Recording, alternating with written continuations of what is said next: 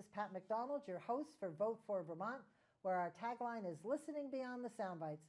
Tonight we're talking about CRT, critical race theory. I know you've been reading about it and listening about it, so we are bringing it to you live from the Orca Studios. I have several guests with me tonight. Joining us from home is Elizabeth Cady, and welcome, Elizabeth. Nice to see you, even though remotely. In studio with me is Martha Hafner. Martha, how are you? And Alice Flanders to her right. I got that right. Mm-hmm. And John has been on the show before. John Clark. How are you, John? So we're going to just jump right in. I hope this will be a great conversation for everybody, and we'll see where it goes. We have a lot of questions, lots happening. Every time you pick up the paper, there's something about CRT. So I'm going to go around. I'm actually going to start with Elizabeth to talk a little bit about yourself very briefly and why you are involved with CRT. Thanks, Pat. So I became involved. I determined that I was going to run for my local school board. Mainly, I just wasn't happy that it didn't seem that the community was being listened to. That was my sole purpose for running. I ran, and then as soon as I received a position on the school board, that's when I discovered how much is happening in our schools focused around this race essentialism, where they're teaching children to be very focused upon what race they are and how that determines how they interact with people. And that has really been the jumping point for me becoming involved and determining that we need to stick up and say something. That's great. Well, then you are certainly an expert about children. I learned tonight you have 6 in your household, do you not? God bless you. Yes. It's a bit full tonight. That's okay. That's great. I love it. Martha?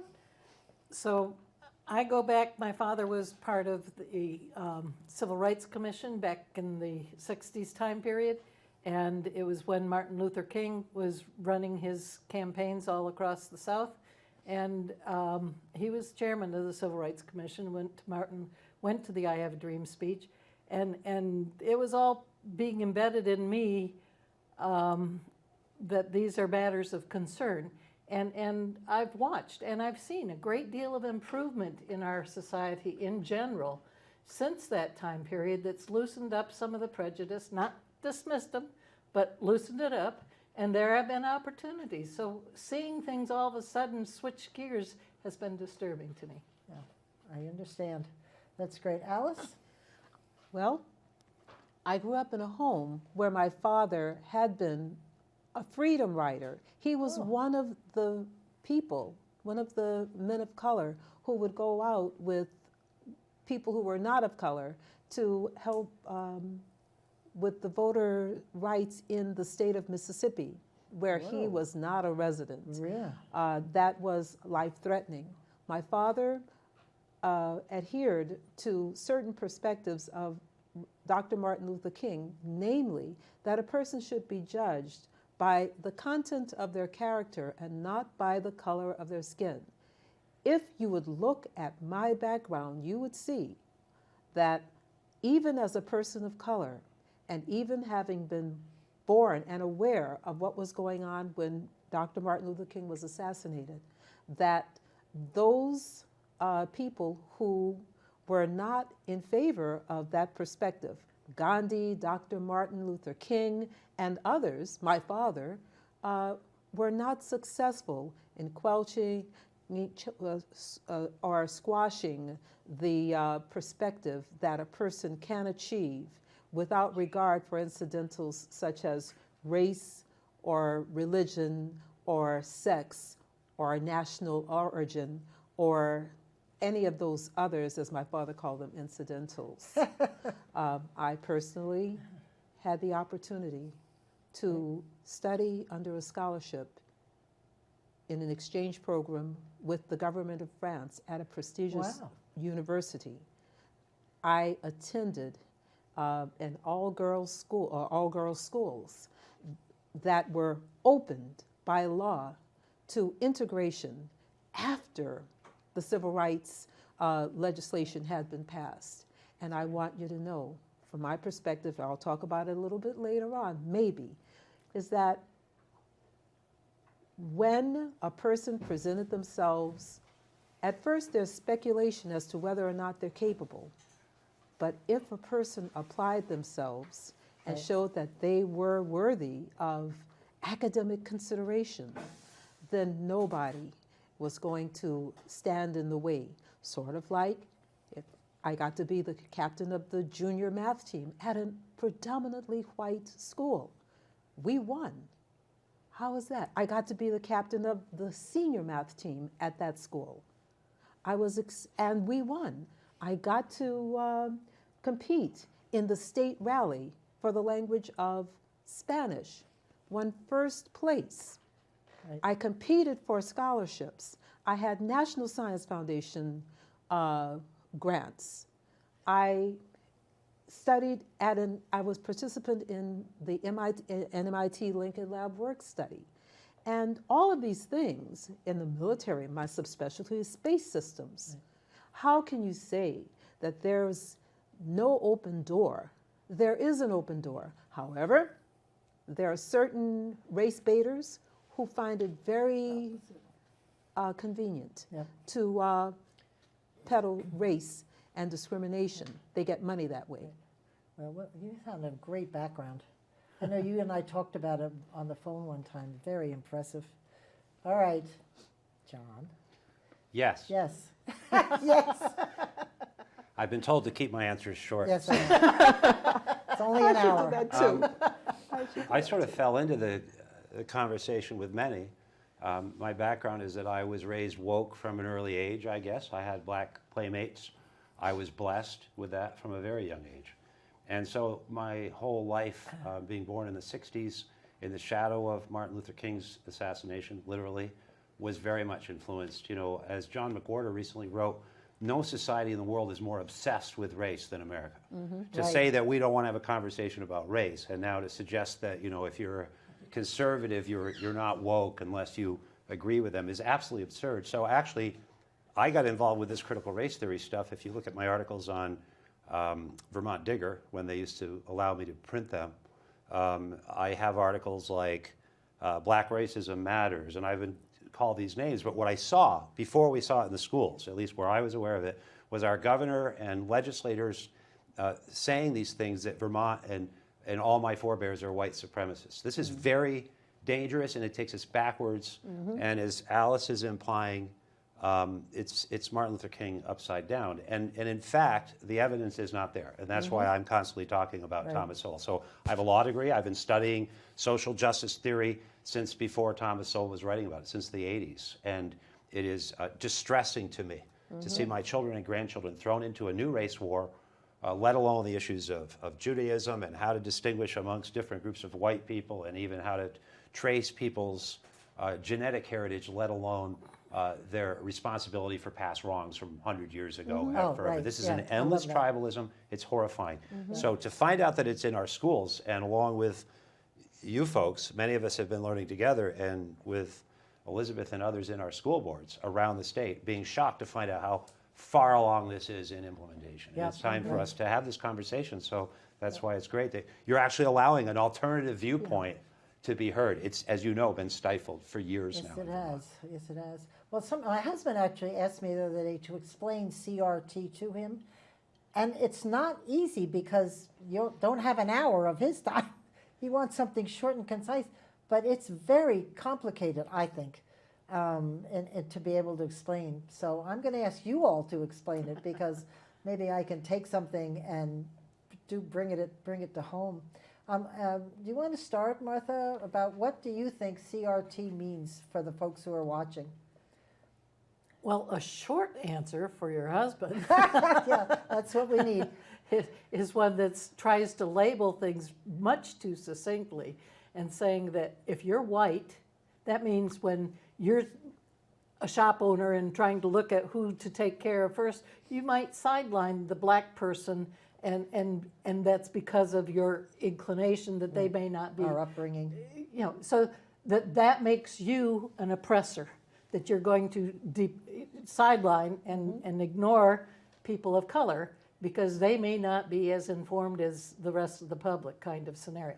So in short, it's looking at a world through this kind of a lens, not a rosy lens, frankly, but a lens that looks solely at your color and makes judgments based on that. And everybody does, to some degree, have some measures of profiling that they use, but to make it be a societal lens that is looking at people by color distinctions, that's wrong. And I'm going to leave it short because there's plenty more to be said and others can have a say too. Elizabeth, could I turn to you and ask what you'd like to add to that explanation? Sure. I think the complication is, of course, critical race theory, as we hear from the other side, that it's not being taught in school, right? It's this college age idea. And so I think the very important thing to point out is that what we take from critical race theory, when it goes down to these younger classes, when it goes into the K through 12 area, what it focuses on is race. It's this race essentialism. It teaches kids from the get-go that their race is essential to who they are as a person. It predetermines how they will interact with others. It predetermines how their teachers are going to interact with them. And that's the problem that we see, because you take these very young children from the get-go when they come in through the door, and you have told them that your race, how your skin looks, it will determine if you need more or you need less, or if you need to be sorry for who you are when you are interacting with somebody else, or if you need to understand that somebody you're interacting with, they're always going to try to be better than you. And it's a very dangerous idea and mindset to put into these young minds, because it's not letting them be friends with other people that they like, personalities, and learn how to have this peer interaction. It is telling them from the get-go, it has predetermined how they will be. Oh, that's it for me. There's a lot to discuss right there. So it's not the individual, it's the group that you're part of. It's the group you're part of. Wonderful. Well, isn't that Alice. just amazing that this critical race theory concept has come to flower in this time after this nation has elected, not for one term, but for two, a person of color to the office of the presidency of the United States of America. And I want you to know that even before that man came into his office, he was elected to the Senate, right.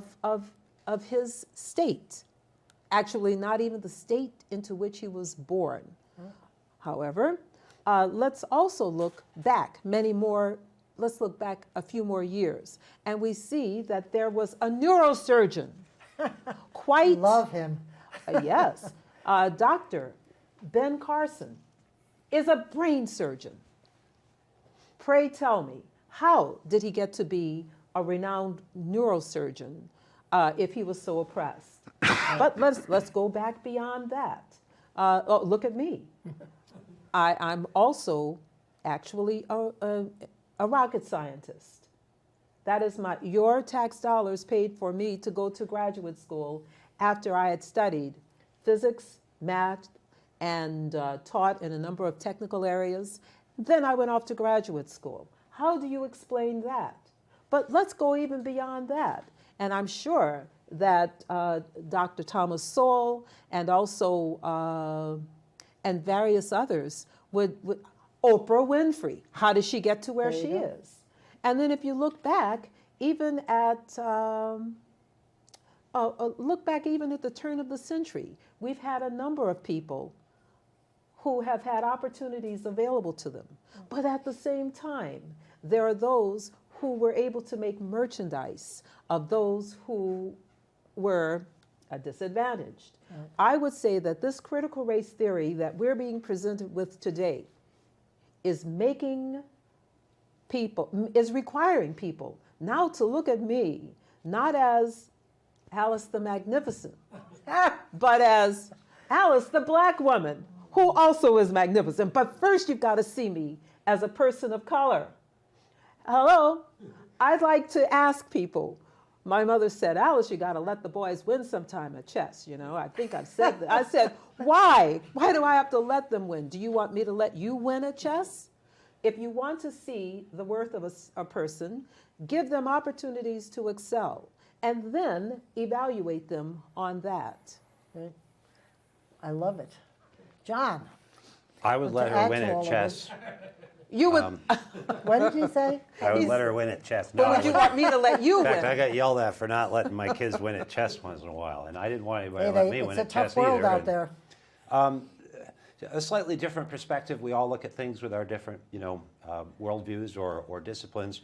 Mrs. Cady has really emphasized the psychological impact on children, and I think that's a really good place to start and finish when we look at this. But from a legal perspective and sort of an analytical perspective, what we're doing to these children, because they're saying, as Liz mentioned, that they're not teaching critical race theory, they're applying it. Okay, it's very clear. That's the little sleight of hand they're using. Oh, no, they're indoctrinating your children with it. It's kind of like, we're not teaching them about neurosurgery. We're just operating on their brains. That's really what's going on.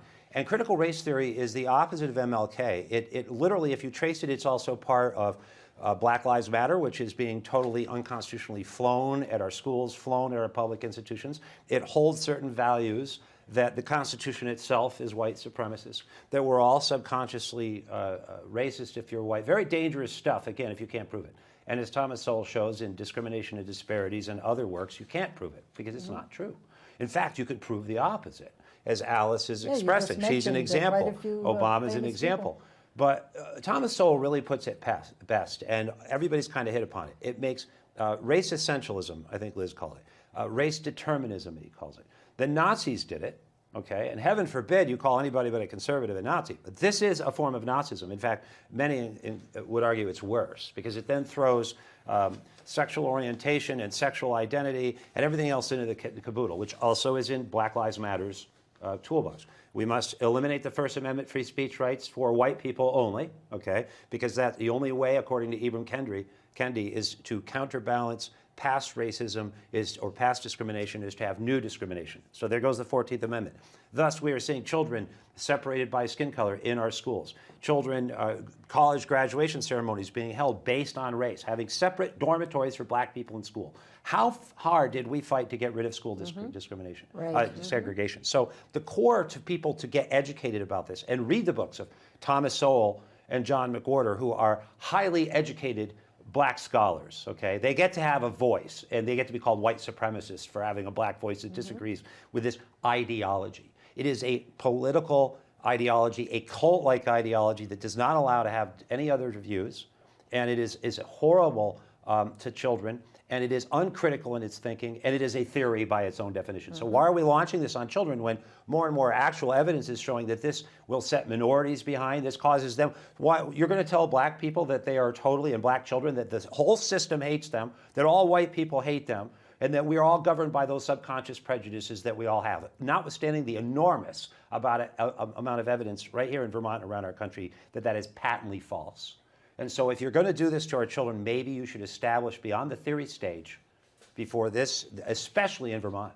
And that's part of this conversation because this has been being inflicted on our children for years now. And suddenly we, parents, thanks to COVID and people like Liz and others, are waking up. Yeah. So I hope it's Well, 'cause very through important COVID, we we're wake up. seeing what's happening from our kids being taught at home. It's just the beginning of an awareness, and however much our school administrators and others who receive federal funding to indoctrinate our children against our wishes and our moral code and our history with falsehoods, the more that unfolds, the more they can be held accountable for holding that back. They are running teachers out of our school system who do not comply with this ideology. This is unthinkable. Quick Comment, I just wanted to say Condoleezza Rice and Whoopi Goldberg were recently on a program with ABC, which is, I look at them as being part of usually the woke crowd, and yet those two are standing up as being opposed to CRT as well. I hope so. I'm sorry to do this. Whoopi Goldberg? Yeah. Good for her. She woke. She woke. Well, that's good for her. You all are talking about teachers and what the kids. Something happened recently with a superintendent telling parents that they can't show them the classroom curriculum because it's not written down. I went crazy at home because I remember. We are lovely district. Yeah, is that anything you know? Right in your own backyard, right? Was that Essex That's superintendent? our superintendent. Mm-hmm. Maybe you can explain how that even can be. I mean, how does you always have a written curriculum when if you're out sick and a substitute comes in, they pick up with your curriculum, And how do we know what they're teaching? You don't just leave it up to somebody. You don't know where they stand on these issues. This is something I'm very upset about. Go ahead. That's what they've been so their schools have shifted now into telling parents that they don't do hard curriculums anymore, right? That's the old school way of doing it. Now what they have is a set of standards that have come from the state, and it has left it in every district to view how they're going to meet those standards. And then the district says, well, every teacher has their own way of teaching it. They don't have to provide us with anything. Again, they just have to prove that the kids are meeting those standards. And that's the reason that they often give for not being able to provide a hard curriculum anymore. Is that for any subject? They don't have hard curriculum? It varies from school district to school district. Oh, okay. So Martha says it varies from school district to school district. And from principal to principal. Most of the bigger districts are with standards. Yeah. I don't want to bring in like the Board of Ed or does the Board of Ed weigh in on this, or does They usually rubber stamp what the administration's already So decided. it's okay to I've them? been 40 years in the public schools for the most part, and I've seen a lot of different school systems up close and personal. And some principals will require, they have very detailed lesson plans that are made available the week before, and others are just scratch, and some will make you turn things in and some won't, but it's all very different from district to district as far as that arena goes.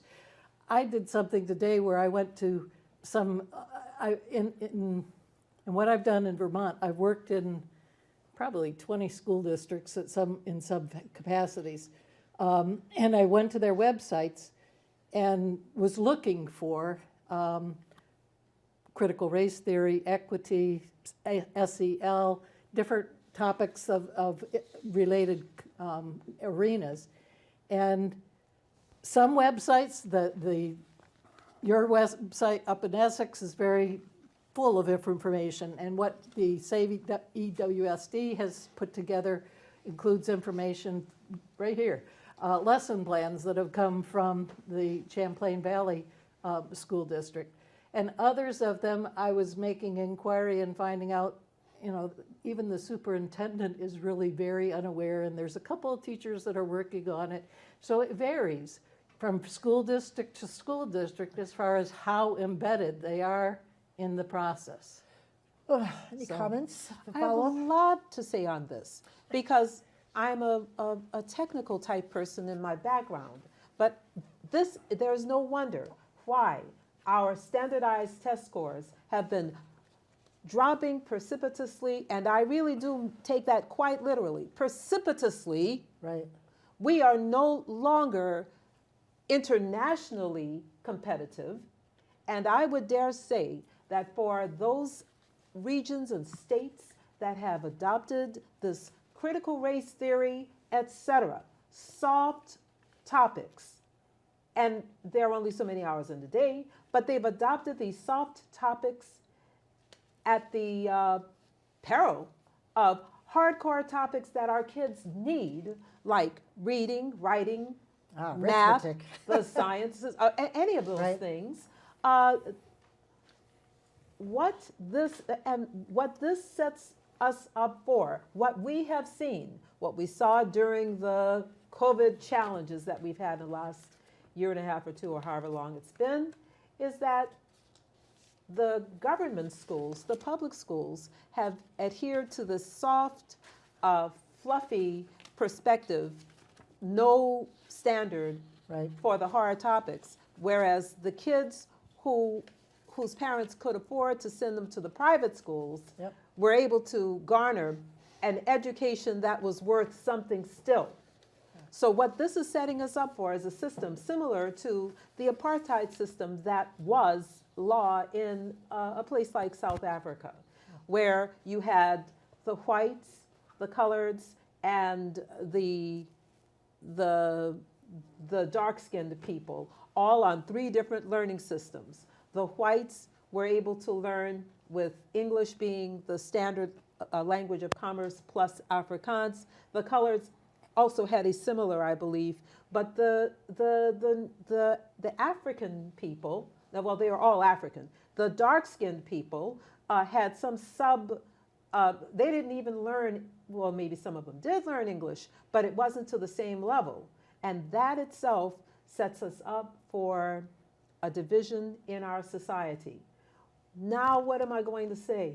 Is that no longer would a young person from the ghetto or from the inner city have an opportunity, unless they go to a charter school, to get a good education.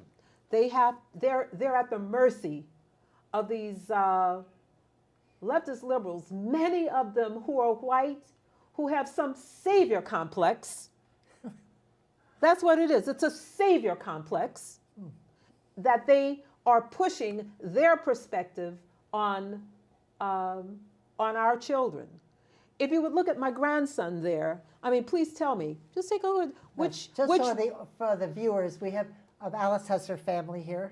Yeah, I wish you could see him. And Our daughter, I married, the man that he's sitting next to is his grandpa. We call him Grandpa. I met Jeff. He's an engineer. I met him at after my first year as a physics student at MIT Lincoln Lab. 5 years later, he was persistent, and I gave in, and we got married. Okay, so yeah, I was distance, but he kept pursuing me, and so there you go. Our daughter married a Brit, and so our grandkids are, I mean, which race would you classify them as? Would you try to impose this critical race theory on them? But not just my family, because that's just one. I would say that regardless of race, color, or sex, or national origin, or religion, that we ought to be raising our kids to be internationally competitive. there you go. And Elizabeth, I feel with you, because I know that these people who are pushing the CRT agenda, as John said, even if it isn't said to be critical race theory, they're pushing those ideas. You're going to accept this. You are going to do this, and who's going to be at the brunt end of this? Not only the poor little colored children who can't do without the savior, or also our young people who are from Appalachia, who are native to Vermont, which has never embraced slavery, ever. And all of our young people who come from families that are not affluent will have to live with this substandard system of education. I'm going to stop for just because I wanted to ask John, unless you have something to add to this, but the goal, I've been reading that the goal of all of this CRT is to have people have an honest look at racial history. And I question. No, that's a lie. I That's the question recurrent lie, and I do want to who's address it looking a at little it bit. to 'Cause- say so I'll try something about it. to tie it together and be Yeah. responsive and brief. Oh, thank you. They are rewriting our history as one of white supremacy, redefining the very term. If you take exception to that, then you are gaslit and said you don't want to have a discussion. This, as John McWhorter points out, to the generation that more than any other has addressed race. We remember roots. We remember our entire nation coming to grips through the 60s in particular. I watched Archie Bunker, all right, and All in the Family. And I revered people like Richard Pryor and Muhammad Ali and Sugar Ray Leonard, who I met, and other, so I just come from a generation, and now we're rewriting that whole history. Right. So it's absolutely false. But, something I want to hit on with the Essex Westford School District and what this superintendent.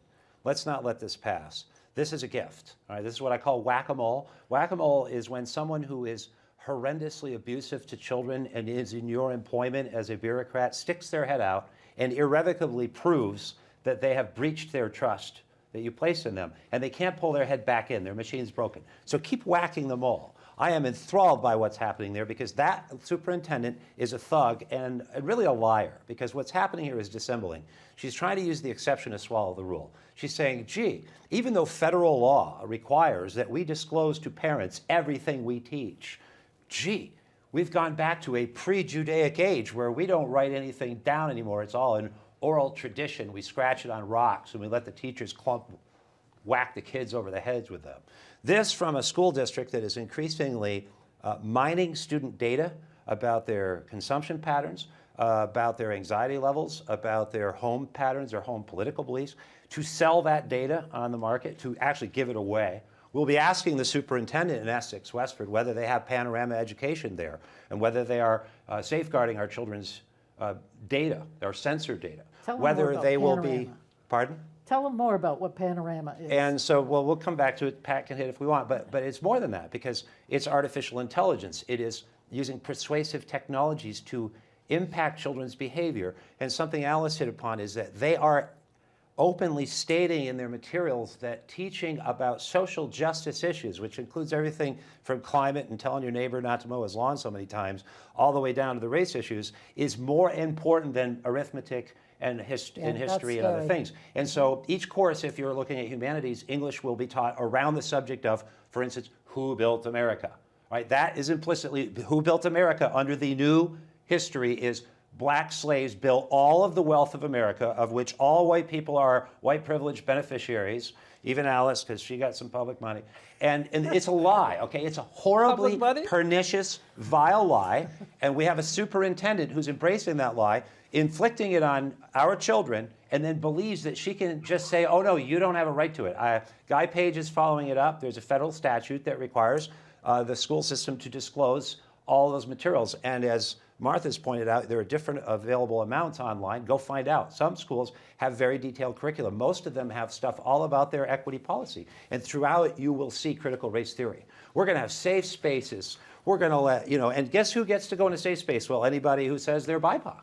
Because anybody can be an Abenaki. This is an impossible ideological farce. And that's why many people increasingly, you've started thinking, why are we rising up against it? Because it's absolutely horrible. And instead of a discussion with parents, it's already been implemented. And now parents and school board members like Liz are being treated as pariahs, as racists, as horrible human beings for daring to ask what these horrible human beings have done to our children already. This is crippling to children. This is horrible to children of all colors. And it'll take them back academically.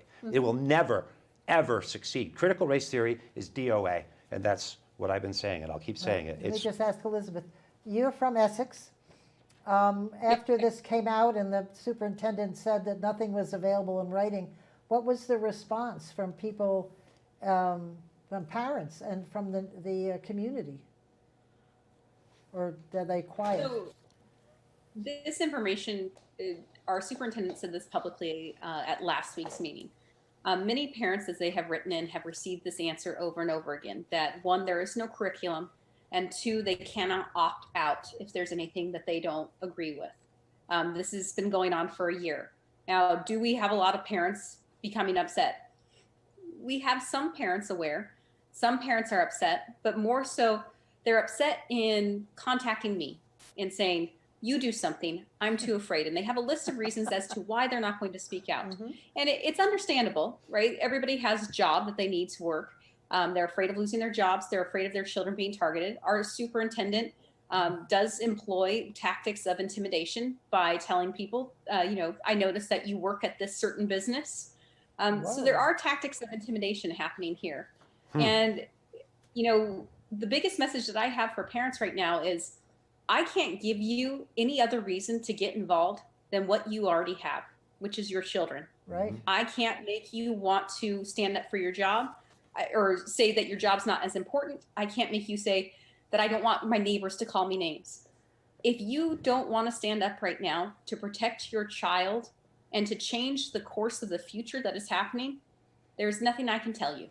I'm standing up for my children, and I hope more parents join me.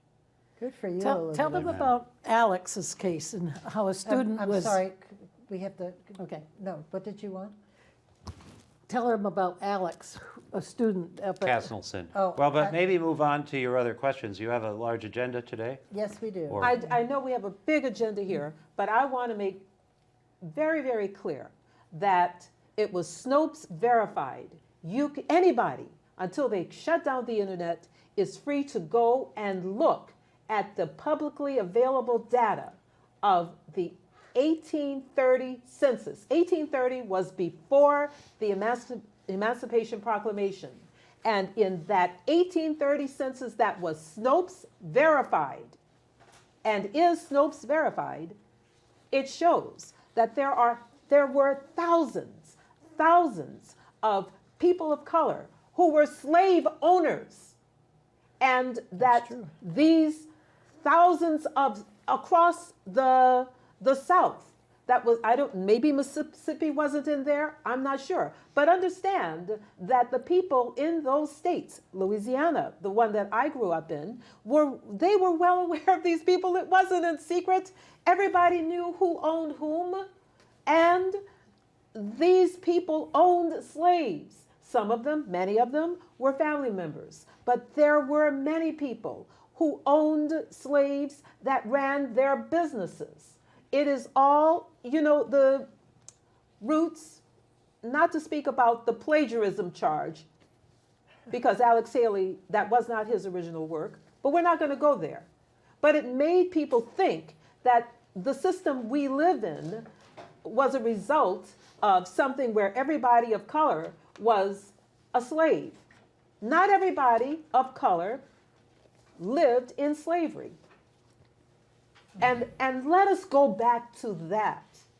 If we really want to talk about the injustices, well, let's forget it, because that's a slippery slope. But I'll take it. I think you all have been speaking at public hearings whenever there's been some, and they're not listening, are they? No, they're not.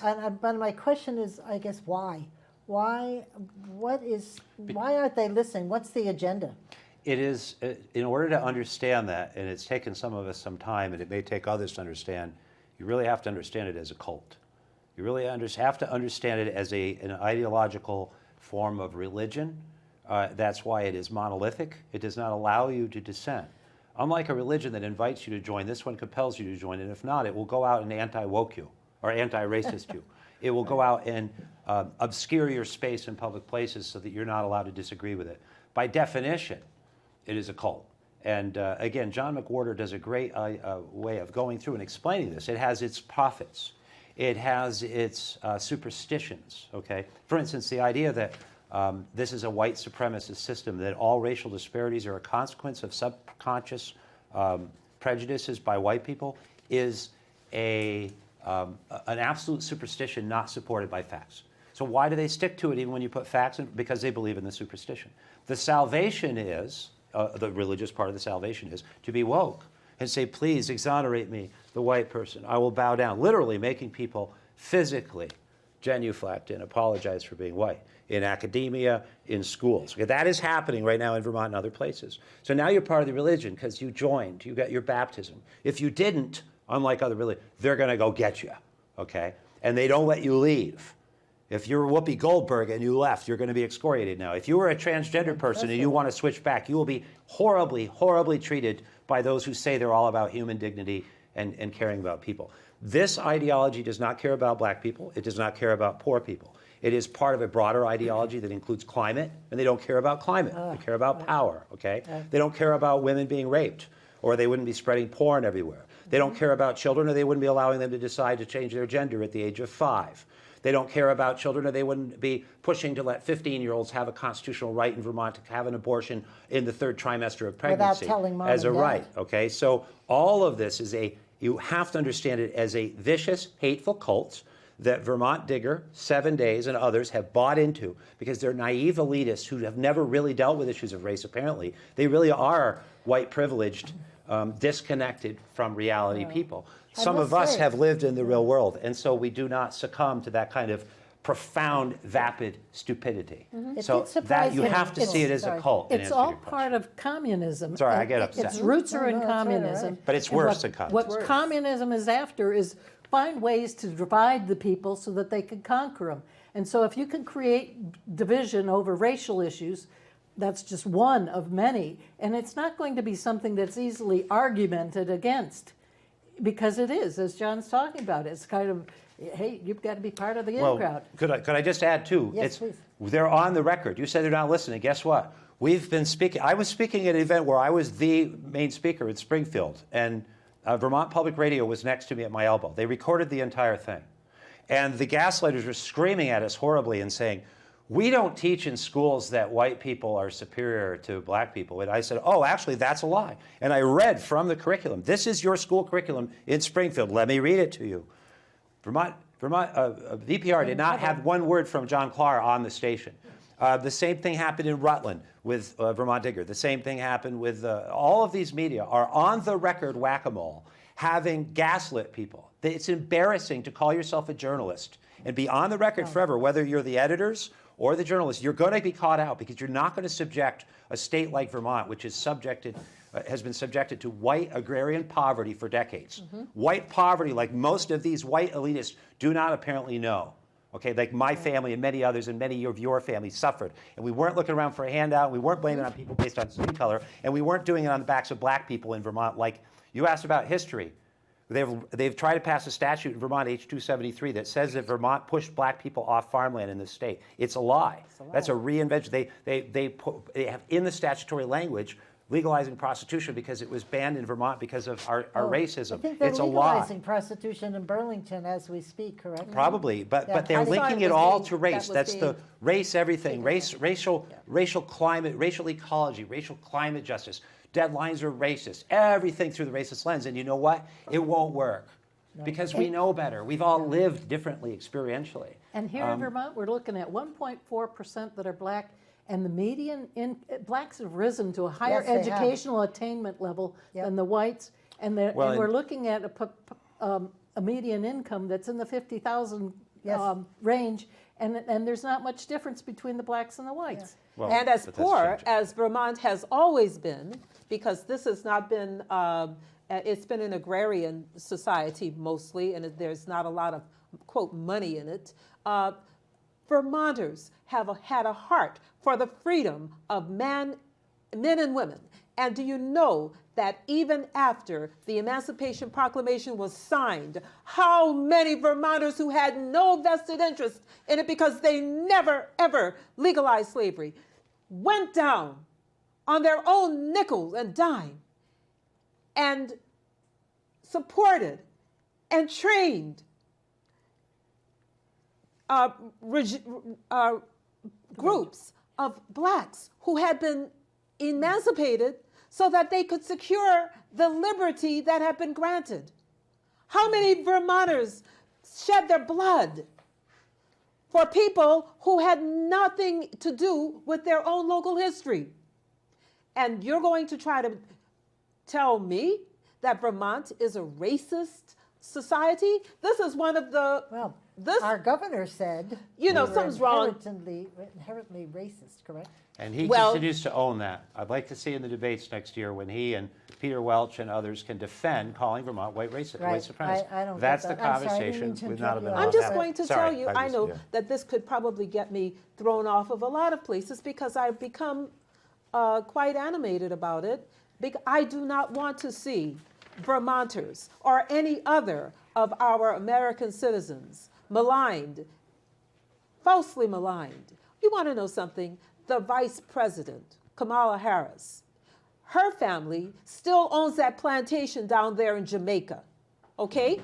And even when she was the Attorney General in the state of California, she herself denied freedom to prisoners in federal penitentiary who had already served the full of their term. She did, and it is part of the record because it was cheap labor. And she kept them there in the prison longer to support cheap labor. Now, you know, I know that's so political. That's why she's so unpopular. Okay, well, and you know, Biden is, I know, look, a lot of these things tumble down. Please understand. I used to be as liberal as they came. You were? I was. And I was one of those who stood there when I first started and lift every voice and sing and all of that. My father didn't support that, but he did not deny my right to do that if that's what I wanted to do. And he had every confidence that once I had to face the hard knocks of life, that I would see that that was all a farce. It's all right. I was a liberal too. Yes, I used to be liberal. And I went to work. I used to be liberal. You're everywhere. Until I saw the light. And Amen. The liberals, well, hey, a lot of us have come through that. And actually, Frederick Douglass saw the light too, because his speech has been broadly broadcast all over the Vermont at our libraries on the 4th of July, where he's telling the blacks, why are you celebrating our liberties? You haven't got any. And yet down the road, he understood that the Constitution is exactly the answer that the blacks needed in order to be able to have their liberties. Let me just bring Elizabeth into this. We haven't forgotten you. Elizabeth, I'm just curious because Essex has been in lots of headlines. Where are you all now with this issue? It's just being taught and it's rolling along? We're the same. The only gains we have made is that more people are aware of it. But again, the biggest challenge, I tell everybody these days, everybody's familiar with Loudoun County, Virginia, right? Oh, yes. Right. We've seen parents making a big fuss about what's being taught in those schools. The only difference between Loudoun County, Virginia, and Essex, Vermont, is maybe our parents don't care. And I say that not happily, but everything that Loudoun County has that you have seen in the news, Essex has it too. Every single thing. Yep. But our parents aren't coming out. Our parents are, I had a friend who said this wonderful quote, and it said, an immoral society sacrifices its youth for the sake of the old. Mm-hmm. And how many parents do we have unwilling to put themselves on the line for their children? And how many people are too afraid of what people are saying? Yeah. Let me just ask you, the Board of Ed doesn't have any authority the way it's structured over individual schools, do they? It's not supposed to, but de facto it does. I think Liz would agree. Well, because I mean, what if you went to the Board of Ed and voiced your concern in front of them? Would they listen? You mean the Board of Ed that came out endorsing CRT and lying about it? And, They did? Sorry, the I BLM believe flag so. flying. I mean, I wrote that's an what you're article. talking about, But- the Board of I Ed in will Essex. say the Vermont Board of Education happens to contain our former board chair, Yeah. who made to resign from Essex because she no longer lived in our county, or no longer lived in our town, but didn't tell anybody of it. So Kim Gleason, who spearheaded a lot of this stuff in our own schools, she happens to be on the State Board of Education as well. Oh, So I don't have much hope there. And Yep, well, I and I guess do not. want to put out some hope, though, and Liz, not to disagree with you. Liz is in the belly of the beast, and probably Chittenden is similar, and something you may have heard me express. There are other parts of Vermont where they are not taking it laying down, particularly in the Kingdom and some Rutland areas, Springfield. They've made gains on school boards, whereas before it would have been 12 votes or whatever totally against, and now they are 9. At least we've made partial inroads and almost won a battle there. And the other thing, though, that quote is perfect about the immoral will sacrifice the young, because we see a pattern here. We also see it with debt right now. We see it with people that are in their 80s willing to put 5-year-olds at risk for a dubious injection so that they don't have to take a risk of dying. Across the board, we are a society, left and right perhaps, of old people that are too scared of death to do what's best for our children. So I think it goes right across the board. Wow. Climate change, save us, children. We left you a totally polluted planet. Sorry for you. It's time for us to be making sacrifices. Yeah. And that's why some of us old fogies, not you, Liz, are here. Not you guys. You ladies. We only have about 4 minutes left, and since there are 4 of you, I'm going to give you each a minute. I know this could go on for hours, and I wish we could, because getting my juices boiled here. If you could each take just a minute and just kind of wrap this discussion up and tell people what you think, what you hope they might want to do, and to get involved in getting this message out there. I'll go first. People need to read the books. They need to get informed for themselves. That is what we've been saying. If you doubt us, go find out for yourselves. That's the opposite of what the school boards are saying. Don't listen to that man behind the curtain, or don't look at that man over there. Just listen to us. You can trust us while we don't tell you anything. The more parents get informed, also about transgender surgeries and transgender options, everything, the more they get informed, the more they will be shocked. And that is the best Truth will destroy falsehood and evil every time. So that is, and I highly recommend Thomas Sowell and John McWhorter. There are some places that are banning CRT. About 27 states, I think, have weighed it. And then again in Vermont, this is just a right-wing movement of people who don't want to discuss history. Quite the opposite. The answer to CRT is MLK. The answer is an affirmation of those Interesting. truths that were hard thought out, not lightly dismissed with a stupid theory by some political motivators. So Good job. that's my Thank 2 you. cents. Alice? Okay, with every subject, the first thing I'd ask is, who benefits? Who benefits from this? Our young kids are not benefiting from this false critical race theory line of thinking. In fact, we are no longer as internationally competitive or even nationally competitive as we used to be. So who is benefiting? And I would hope that Vermonters, who I have regarded as not being racist, would just wake up and kick these saviors to the curb. You know what's right for your kids. You know what's right for our society. But if you don't do anything about it, it will be on your shoulders that you had a part in losing it. So figure out who benefits. It's not our kids. That'd be a good answer to that question. Think about that, Martha.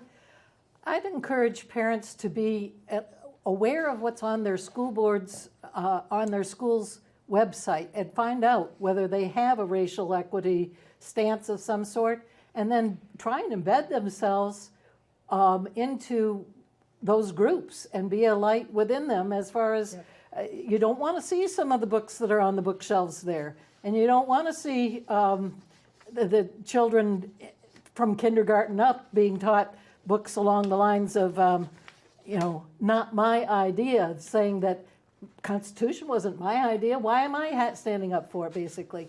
So, things along those Really? lines.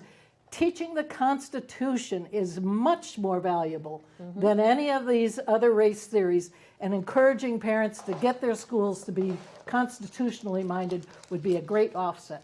Yeah, when I was a little And younger, I was carry very mine with me all the time. Oh, I do too, actually. I have my copy. Not many people go to local school board meetings. When I ran for the legislature, I was very surprised to find out, because I didn't have any kids in school. But a lot of people just don't go. They have no idea what's going on. So getting involved would be a very good idea. Elizabeth, you want to wrap it up? I encourage people, again, like everybody else has said previously, to look at your school's websites, to be aware what's there. Diversity, equity, and inclusion. Those are typically 3 words that will lead you to looking into something more. And then, I think the biggest message for people is the very loud mob that is yelling for race essentialism to be in the school. They are very small. They're loud, but we seem to give them a power. We make them a boogeyman that they simply are not. If more of us, and you're talking from moderate people on up, just stood up and said, I don't think this is right, this wouldn't get anywhere. But unfortunately, too many people have decided that the yelling scares them enough to sit down. And it really is from a few, especially in our state. I think if we had more people just take that one step up, this stuff would be squashed in an instant. That's great. I agree with you on a lot of issues. I would say the same thing. Thank you all for coming tonight. Thank you for tuning in. I hope you enjoyed the show. Very informative. We'll see you next week. And in the meantime, keep listening beyond the sound bites.